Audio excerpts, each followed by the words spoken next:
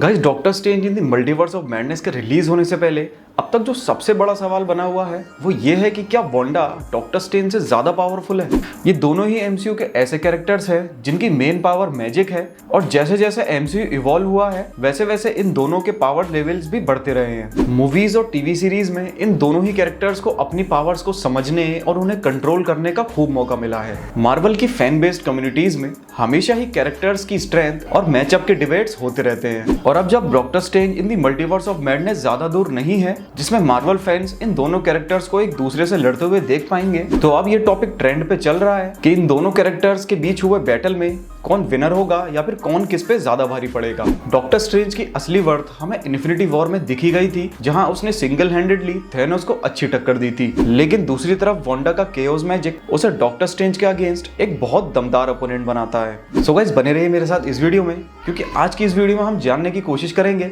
कि doctor strange या Scarlet Witch में से कौन ज्यादा पावरफुल है। So watch this video till the end.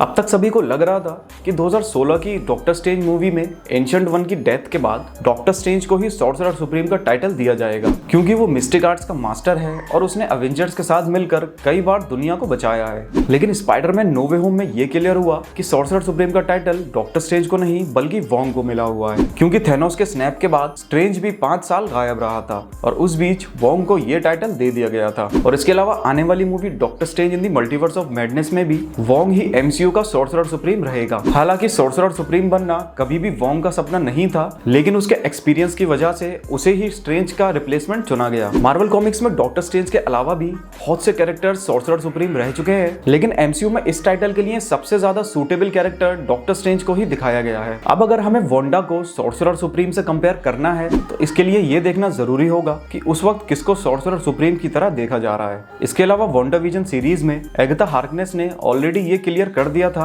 कि स्कारलेट विच का केओस मैजिक उसको सॉर्सरर सुप्रीम से ज्यादा पावरफुल बनाता है और उस वक्त डॉक्टर स्ट्रेंज को ही सॉर्सरर सुप्रीम माना जा रहा था। अब भले ही वांडा के पास सॉर्सरर सुप्रीम से ज्यादा मैजिकल एबिलिटीज हैं, लेकिन यहाँ डिपेंड करेगा कि ये दोनों किस तरह का मैजिक यूज करते हैं। स्कारलेट विच की सॉर्सरी केओस मैजिक पे बेस्ड है जो किसी भी रियलिटी को मैनिपुलेट करके किसी के भी एग्जिस्टेंस को बदल सकती है और वांडाविजन में जितना केओस मैजिक दिखाया गया है वो उसकी कैपेबिलिटी का सिर्फ एक छोटा सा हिस्सा था। जाहिर है वांडा सॉर्सरर सुप्रीम से ज्यादा स्ट्रॉन्ग है और अगर हम वोंग को सॉर्सरर सुप्रीम कंसीडर करते हैं तो इस बैटल में वांडा इजीली सॉर्सरर सुप्रीम यानी कि वोंग को हरा सकती है। कॉमिक्स में वांडा की एबिलिटीज को पूरी तरह से एक्सप्लोर किया गया है। कुछ कॉमिक स्टोरी लाइन्स में उसने अवेंजर्स को डिस्ट्रॉय किया है, एक न्यू रियलिटी बनाई है, एक्समैन को डिस्ट्रॉय किया है और मल्टीवर्स में खुद को एक नेक्सस बीइंग की तरह एस्टेब्लिश किया है।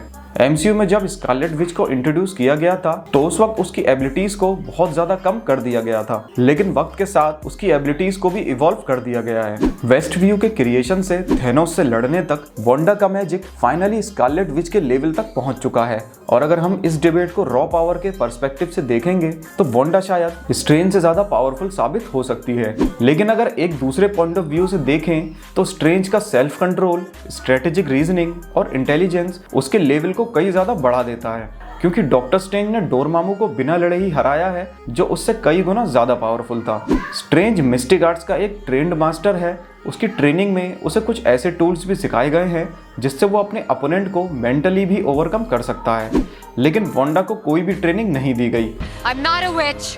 I don't cast spells. No one taught me magic. उसके पास जो भी पावर्स हैं उन्हें उसने टाइम के साथ साथ खुद से ही सीखा है, इसलिए स्ट्रेंज अपने इंटेलिजेंस और अपनी सालों की ट्रेनिंग से वांडा के खतरनाक केओस मैजिक को अच्छी टक्कर दे सकता है। सो गाइस, मैंने अपने हिसाब से इन दोनों ही कैरेक्टर्स को आपको अच्छे से एक्सप्लोर करवा दिया। अब आप मुझे कमेंट में बताएं कि आपके हिसाब से इन दोनों कैरेक्टर्स में से कौन ज्यादा पावरफुल रहेगा। जाने से पहले इस वीडियो को लाइक और हमारे चैनल को सब्सक्राइब करना ना भूलें। मिलते हैं अगली वीडियो में and thanks a lot for watching this video.